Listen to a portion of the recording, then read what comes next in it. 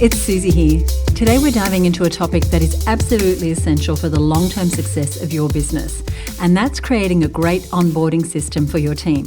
Now, even though the topic of onboarding might not be as glamorous as launching a new product or getting a boatload of new clients or getting more followers on social media, it is one of the most important and most overlooked systems in your business, especially in small businesses.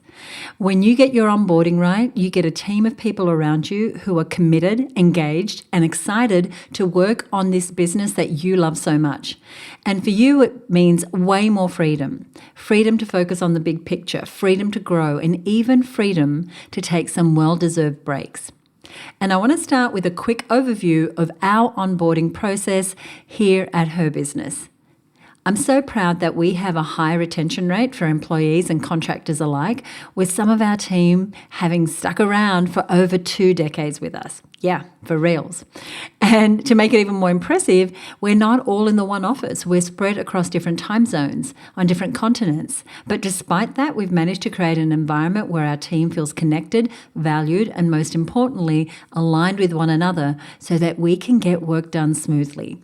And this is not by accident.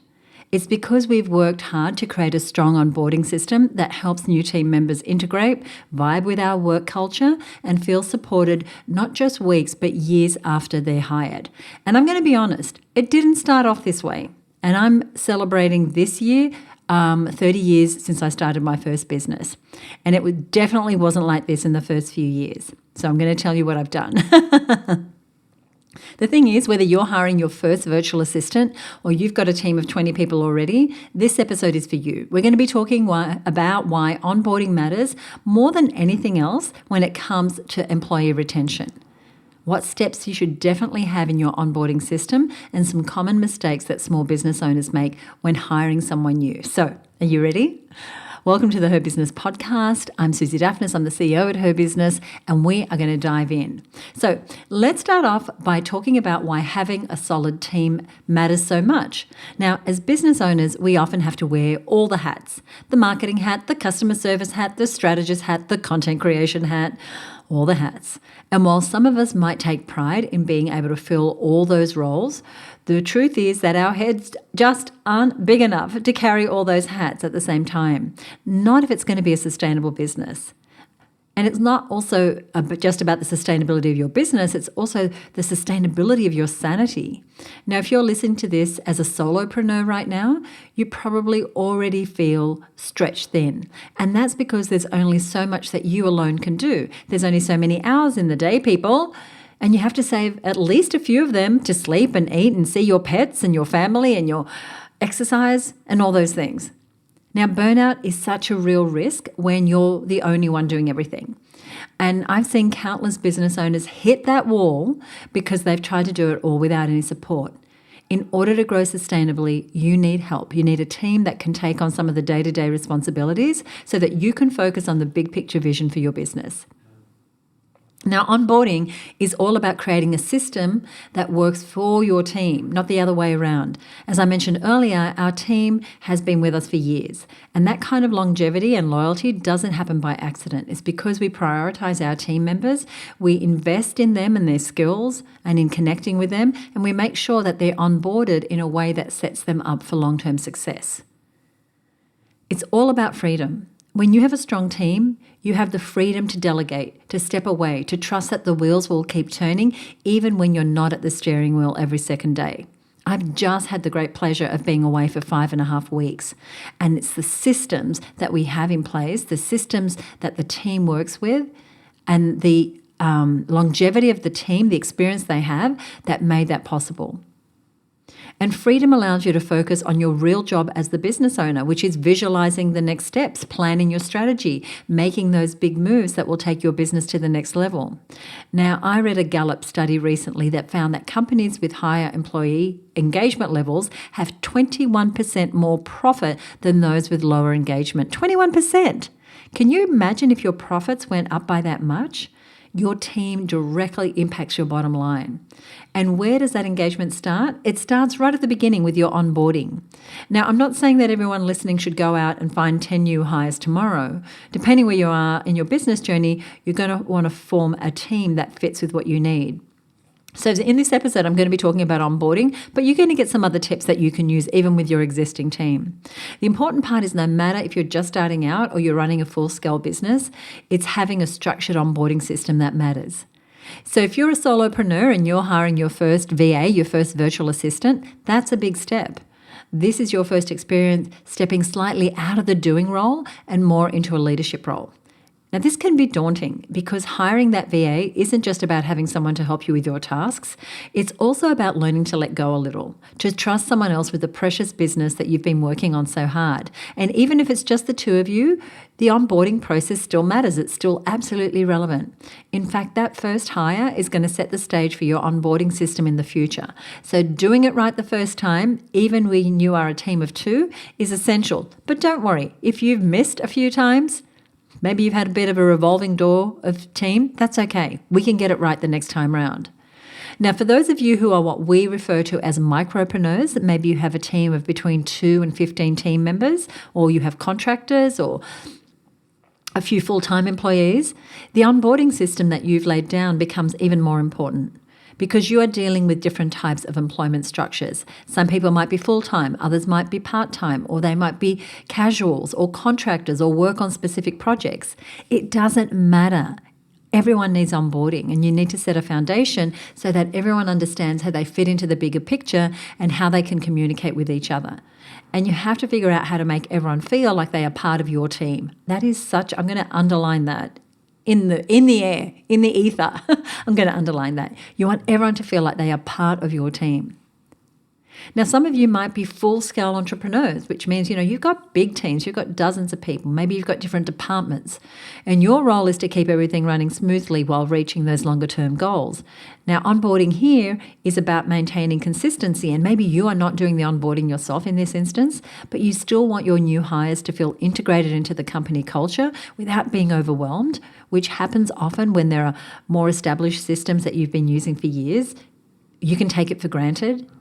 At this stage, it's easy to throw that new hire into the deep end and then to turn your attention to something else because, everything's documented, or, they look like they have all the experience, or they're a senior person, they've been around for a while, they should be able to just slide on into the role. But you can't expect them to swim unless you have a system in place that gives them the resources that they need. Hiring directly impacts retention. And a recent report found that 69% of employees are more likely to stay with a company for 3 years or longer if they have experienced great onboarding. People like structure. They like to know what to expect and what's expected of them. It doesn't matter if you're hiring your first virtual assistant or your 50th employee, your onboarding needs to be established. And so at this point, you might be thinking, okay, Susie, I get that it matters, but I just don't have a system. To create a great onboarding system, you do have to start from the beginning, and that is the job posting. This is where you start to set expectations. So, as I said, I wasn't always in this position. I didn't always know what I'm sharing here today. I was terrible at this. I really believed that if someone's resume said they knew how to do something, that they would know how to do it, and they would do it well, and they would do it the way that made sense for our business. And I was wrong. I was so wrong. So people need to know how to be successful in your environment. I remember 1 year early in my business where I hired for the role of receptionist 4 times. 4 times, not because I needed 4 receptionists, but because every one of those 4 either left or they were fired. The common denominator was me. The common denominator was that we hadn't onboarded them very well. They didn't know what success looked like. They didn't know what it meant to do that role in our business. So when you're hiring, you want to think of your job posting as your chance to make a first impression.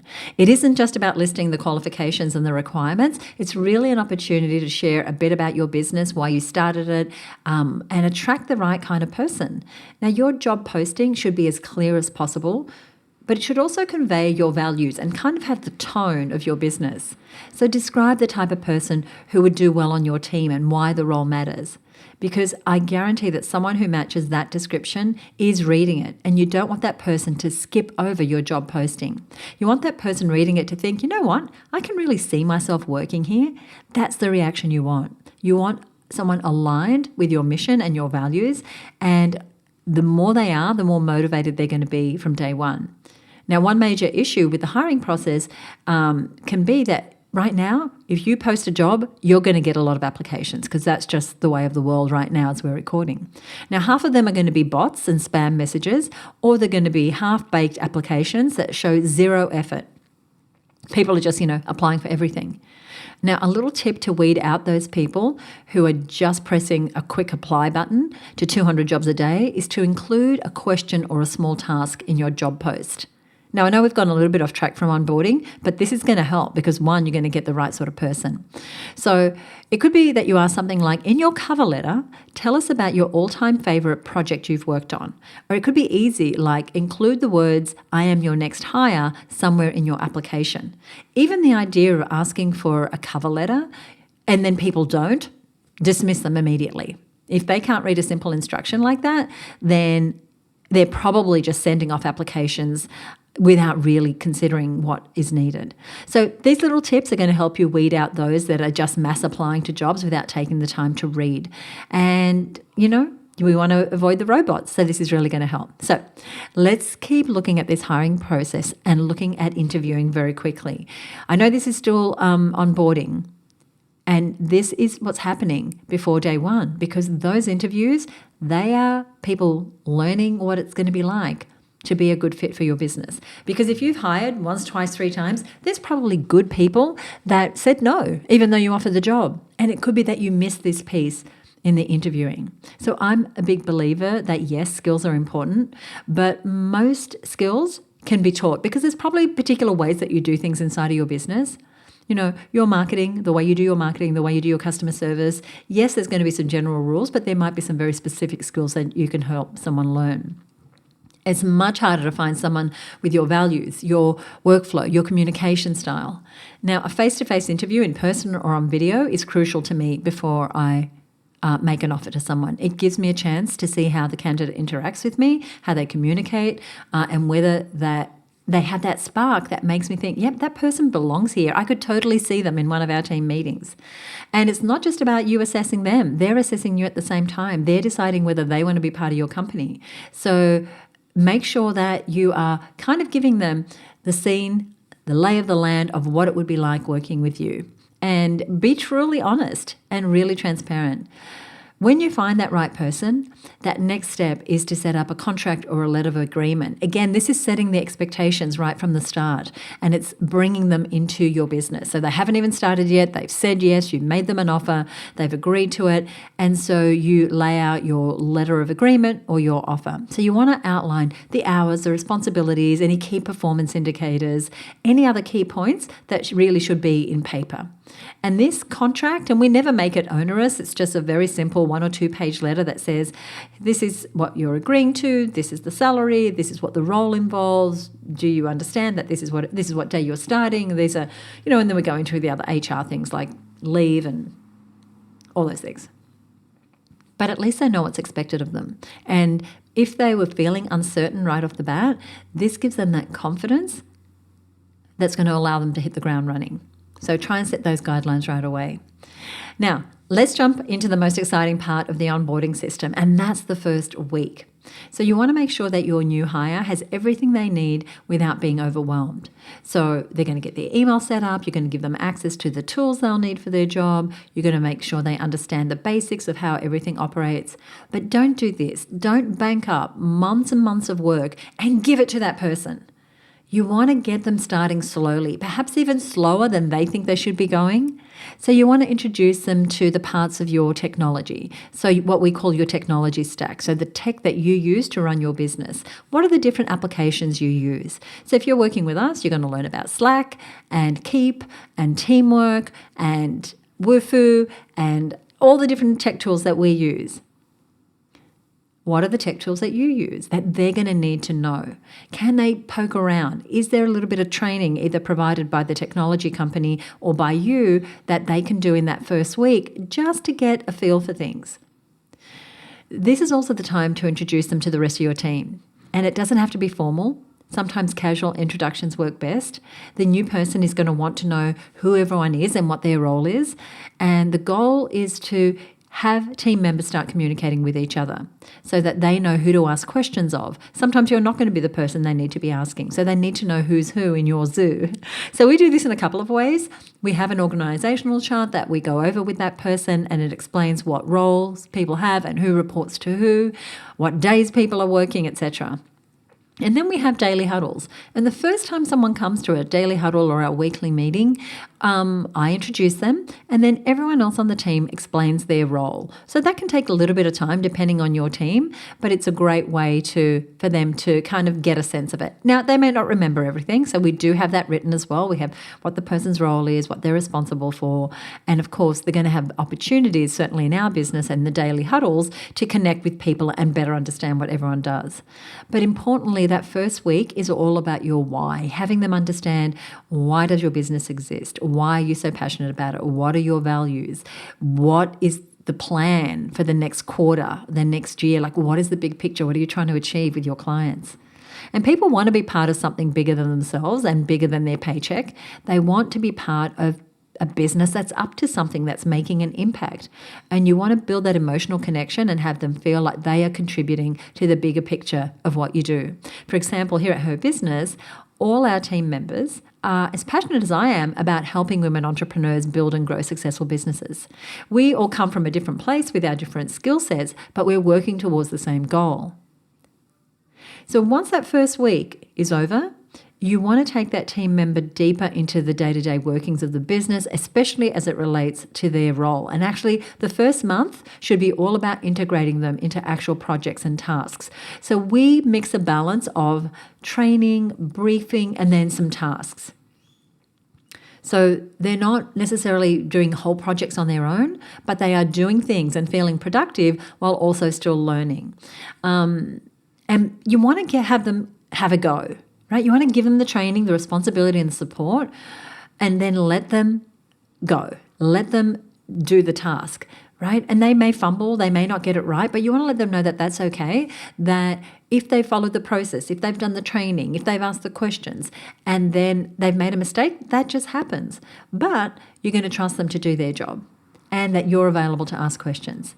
So you want to introduce them to the ongoing projects you have. You want to let them sit in on meetings that are relevant to them, and you want to give them a role that they can get started on, some projects that they can do. But remember, this is still a learning period, and while it's important to hand off tasks, you can't expect them to hit the ground running at full speed just yet. So this is where you're laying the groundwork and you're setting the stage for them to grow into their role. Now, most people, they learn from taking action, from actually doing. So while you could just hand them a guide to read through, most of the onboarding process comes from them actually getting hands-on experience.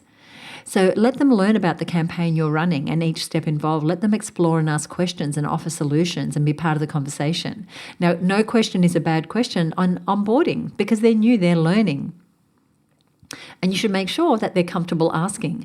And what might seem obvious to you because you've been doing this forever, or to someone else who's been working with you for years, might not be given to someone who's just joined the team. It might not be obvious to them. So there's a step that small business owners, both big and small actually, we miss. And that is to have consistent check-ins and opportunities for feedback for your new team members.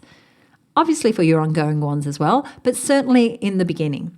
Now, onboarding is not a 1 week and done process. You can't just throw a new hire in and expect them to be swimming in a week. It's an ongoing process, and those first few months are crucial for your new hire's success. And I said earlier, don't just throw, months worth of work that's been building up and expect them to do it. You really want to pace it out, and the pace might be frustratingly slow for you in the beginning, but if they're picking it up, if they're gaining confidence, if they're completing the work well, if they've been trained well, if there's systems and procedures, then it's not going to be long before they are up to speed. Now, I recommend scheduling regular one-on-ones with your new people for at least 3 months. And these check-ins should be consistent and structured, ideally every week, at most every other week. In the first week, we often make these check-ins daily. And you want to ask them how they feel about their progress, see what areas they're struggling with, answer any questions they have. The goal here is to create an environment where your new person knows that they can speak up and ask for what they need, and that there's a structure for them to do that so that they don't feel like they're bothering you. They know, I'm going to meet every day with Susie for 30 minutes. I'm going to hold that question over to there. Now, that regular feedback is going to be a game changer for a truly successful onboarding process. And I found that teams that have regular check-ins and feedback sessions are the ones that are most motivated to do their best work and communicate better. Now, at HerBusiness, we have a daily huddle on Monday, Tuesday, Thursday, and Friday. And they're not long. They're typically 20 to 30 minutes or so, but they give us an opportunity to be on the same page about what's getting done that day. And it's also a perfect way for the team to communicate when they need something from each other, what they're waiting on, or if there's needs to be multiple eyes on something. And then once a week on a Wednesday, we have a team meeting. Now, these usually last a little longer than our huddles, and they're not just about the work that's getting done. So every week at our team meeting, so in our huddles, we have a process. People report in what they did yesterday that's relevant for us all to know. It's not a laundry list. It's like the key things they achieved, the key things they're working on that day, and where they need support, where they're waiting on someone. And everyone reports that in. And then if there's any additional announcements or questions, then we can do that at the end. But the whole thing is wrapped up in about 20 or 30 minutes max. Every Wednesday at our team meeting, we have a different format. So we start off with what we call a what I feel like saying. Now, this is an update that anyone wants to give. This is our water cooler conversation. As I said, we are located all over the globe. But even if you're in the office, you don't necessarily all get to speak to each other. So this is kind of an opportunity for everyone to check in and let us know how they're doing. They may want to give us an update on the weather happening in their city, or sometimes it's letting us know that they're a little stressed or one of the kids broke their arm. Sometimes it's a quick life update. And then, you know what? It just makes us all human, and it gives everyone time to keep up with each other's lives, something that I think can disappear when we're not physically in an office together. So it's like, as I said, meeting at that virtual water station. Then we go around and we do acknowledgements, and sometimes they're for ourselves because tooting your own horn is encouraged in our team, and other times it's acknowledging other team members on a particular task or an event or a launch or some way that they helped you. And I found that in business and life, we often move on from things. I am so guilty of this. We complete a difficult task, or we finish a big promotion, or we land a big client, and right away we're on to the next thing. Now, this weekly exercise of our acknowledgements gives us the opportunity to pause, to take the time to actually appreciate what we're doing, to give kudos to one another, and to get some well-deserved appreciation. Now, we finish our team meetings by going through that week's statistics. So there's key things that we measure on our team, and these are transparent to everyone. They're the different sales we're making on different products and services. It's our lead generation activity. It's how we're doing on our campaigns. Now, this makes every team member feel involved with the big picture progress. So even if not every team member is involved in every project discussed, they'll still feel in the loop on what's going on in different parts of the business. And we're a small business, but we can work in these silos, and this way everyone is across what's happening. Now, we don't go into conversations that could be had between two people in the whole group, but we're informing the entire team about things that are relevant, that are happening on a big picture scale. Now, this is a process we've used for years, and I highly encourage you, if you don't have a meeting structure, to steal our structure. You can actually write to me at podcast@herbusiness.com and get this in a written format if that helps. I'm happy to do that for you. So podcast@herbusiness.com. Just ask for our meeting structure and I'll get back to you. But those daily huddles and weekly meetings are the consistent check-ins that we need on our team to effectively communicate with each other and to get things done. Because not everything can be communicated in Slack or by email or Messenger or Voxer or wherever. We need some of that face-to-face time, even if that face-to-face is virtual. But remember, with a new person, you should be scheduling your one-on-ones regularly so that they have opportunities to ask questions in a non-group setting, right? So that they're not embarrassed and so other people's time isn't taken up and they can talk about their job-specific tasks. Now, Esther, who's been on our team for about 6 months, who is awesome, she shared with me just earlier this week that when we were working and talking about this episode, she said, I found the one-on-one sessions extremely helpful when I was onboarding, and they gave me the foundation I needed to start taking more responsibility and feel like I had a good grasp on everything happening within the business. And this made me smile so much because that's exactly what I'm talking about today. You want people to feel like, oh, I can start taking more responsibility. I can totally own this because I feel like I've got a good grasp on what's happening here. And that's what you want. You want people to feel like they have a grasp on things and they feel confident. So Let's talk about staff turnover for a minute. We're in an interesting time right now where, depending where you are in the world, that you might see that there's employee rates are turning over really high in some businesses. And I sometimes hear people say, especially in reference to younger employees, oh, people just don't want to work anymore. That's not my reality. I've heard that for years. I don't believe it's some societal shift or that humans are getting lazier. I think it's that people don't want just any work. They want meaningful work. They want to feel valued, supported, they're making a difference. They want to feel like they can grow in their position. Even if you are a small business and you don't have opportunities for promotion, people can still grow. They can grow their skills. They can learn new technology. They can expand their mindset. They want to get opportunities to lead and eventually take on more responsibility. So there isn't a lack of willingness to work. I believe it's about the workplace or the business owner not meeting our employees' needs because we haven't really thought through our role as a leader. And as I said, I wasn't always good at this, and I'm always trying to improve my skills. In fact, I'm going to a leadership retreat next week, later this week actually, as we're recording, because I want to keep expanding my skills. Just like I want my employees' skills to expand, I want to expand my skills. And going back to our topic for today, I think that onboarding plays a huge role in setting the tone for whether or not someone feels like they have a future in your business. So if your onboarding is rushed, unstructured, non-existent, and makes people feel unsupported, then you are setting them up to not stay with you for a long time.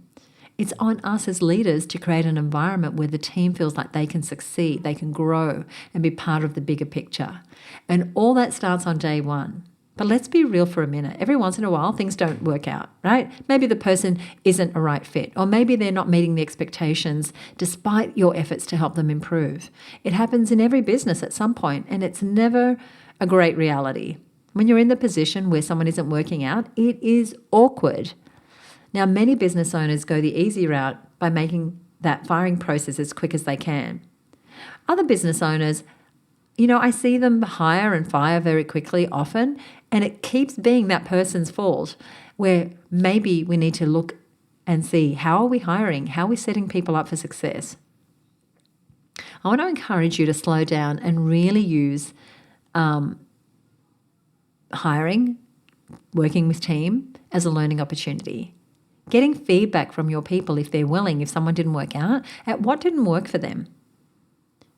Before we point the finger, let's see if there was something they say that didn't work. Maybe they felt overwhelmed. Maybe they felt lost. Maybe there's something that we can learn from that experience. Maybe it wasn't we didn't match personalities, but maybe they thought, I'm way out of my depth. And it won't be the most comfortable conversation, but you might learn something. And you're showing that person that you really do care about their experience and that you will take on board that feedback and improve your onboarding process. Now, there's a couple of reasons that people have onboarding fails. Like if someone's leaving, like within a month or 3 months with you hiring them, it could be that they were the wrong fit. It could be that they were overwhelmed. And if you think back to when you tried to learn something new, maybe you wanted to learn Spanish or you decided to crochet. Now, you don't start learning a language by learning all the complex future tenses, or, you'll learn a few words and maybe a few verb endings in the beginning. If you're doing your first crochet project, you're not suddenly, making a blanket. You might be doing a granny square or a slip stitch, a scarf. I don't really speak crochet. You can probably tell by the way I just said that.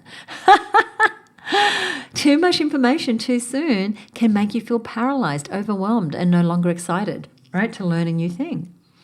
So the key here is to break down your onboarding into manageable pieces. So prioritize what they need to know in their first week. What do they need to know in their second week, the third week, the first 3 months? And really layer the weeks with growth and growth and growth. So create that roadmap for them. Let them know that gradually their responsibilities are going to grow and that they need to absorb more information over time. The second failure is that lack of consistent check-ins. And we talked about this earlier, but it's worth emphasizing again. Throwing someone in the deep end without guidance is a recipe for failure. When they don't check in, you have no idea if your new hire is struggling, thriving, or somewhere in between. And when you haven't set up the structure for them to check in with you, they may ask someone else on their team or they may not ask. by the time you realize there's an issue, it might be too late. Now, onboarding is not a one-time event. It's a process that takes time. And the more time and effort that you invest into getting it right, the more you'll see that investment pay off. Now, you might have hired someone who's reporting to someone else. You want to make sure they've got the onboarding process. And as the business owner, and I know if you're listening, you're likely got a growing business, you probably don't have a huge business, then I would still keep my finger on the pulse as far as setting the structure.